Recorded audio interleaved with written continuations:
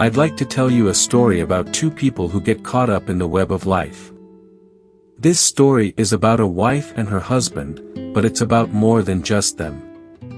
It's about you, me, and every other human being on earth. Have you ever felt like no one hears you? Or understands you?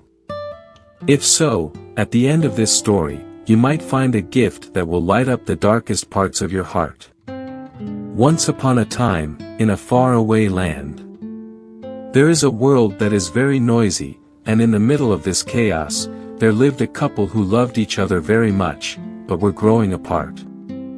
The wife felt that there was a growing gap between them, a quiet void. It seemed like her voice had been lost in the rush of life. The wife trying to talk to her husband, who is always on his phone or at work, their talks turning into fights, and their silences getting longer. However, their differences weren't the real tragedy.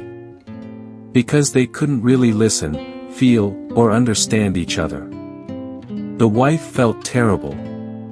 Why won't he listen to me? She thought, does he no longer care about me and the kids? A lot of the time, the wife would look out at the sky and wonder, why doesn't he understand me? But on the other hand, the husband felt like he was walking through a thick fog as he tried to figure out how his wife felt but kept failing. One day, she was so sad and confused that she chose to go to a monastery to find peace. In this peaceful place, she learned about the art of deep listening. The monks taught her that the best way to listen is with your whole body, not just your ears. It's about being there, present in the here and now, understanding, and accepting someone else's pain. The wife called her husband, asking him to join her at the monastery to retreat for a few days, away from the busy city. After getting back together in a peaceful place at the monastery, the pair began a journey learning the art of deep listening. They were taught to listen without judging, to understand without interrupting, and to heal without speaking. The husband realized his ignorance. He confessed, I was with you, yet I was absent. I heard you, yet I never listened. Tears fell, but not from sadness. They were tears of realization, understanding, and forgiveness. The wife, now that she knew better, said, it was also my fault. I spoke, but I never made sure that you heard me right.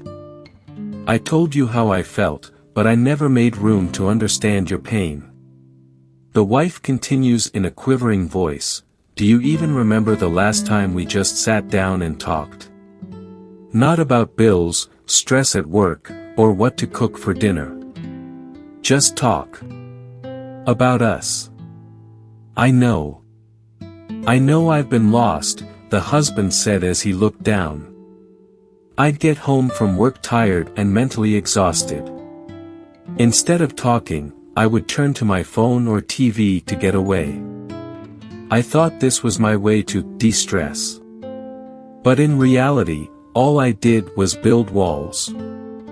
Wife, with tears in her eyes, and I felt alone behind those walls. Remember what we always wanted? Of traveling together, of writing our book, and those little happy moments. They began to get less and less. All I could see was a routine, get up, go to work, go to bed, and repeat. It breaks my heart to hear that, said the husband. At work, people admired and respected me. I felt so important.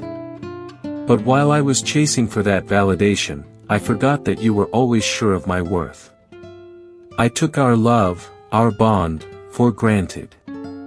As the wife takes a shaky breath, she said, I tried to reach out to you by sharing with you about my day, my worries about the kids, and my hopes and dreams.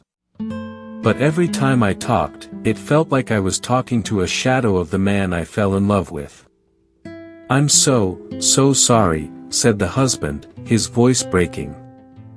I got stuck in a never-ending cycle of having to prove myself at work and trying to get promotions and bonuses. But what's the point if I lose us in the process? "I just missed you," sobbed the wife. "Even when you were standing right next to me. I missed us laughing at silly things, making plans for our next adventure, or simply cuddling on the couch. I felt lonely." As the husband replied, he reaches out and holds his wife's hands. "I've been blind and stuck in my own little bubble. But now that I'm here, I can see it. I can see the pain I've caused, and the moments we've lost. We'll find our way back, I promise. I want us back." As you can see, our journey isn't always about getting to our destinations. Sometimes it's about realizing our mistakes, learning from them, and making a path of understanding and compassion. As the couple left the monastery, they carried with them the precious gift, the art of deep listening. Even though the city was still busy, it no longer seemed noisy. They had discovered a sanctuary within their hearts. There will always be storms in life, but if you know how to listen deeply, you can use that skill as a foundation. It's an invitation to be truly present for yourself and others.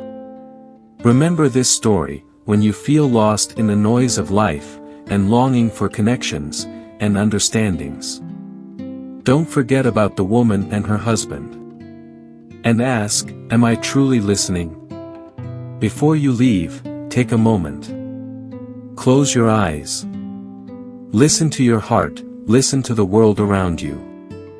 And when you open them, make a promise to be present, to listen deeply, and to heal with understanding. Because in deep listening, we find love. In understanding, we find peace.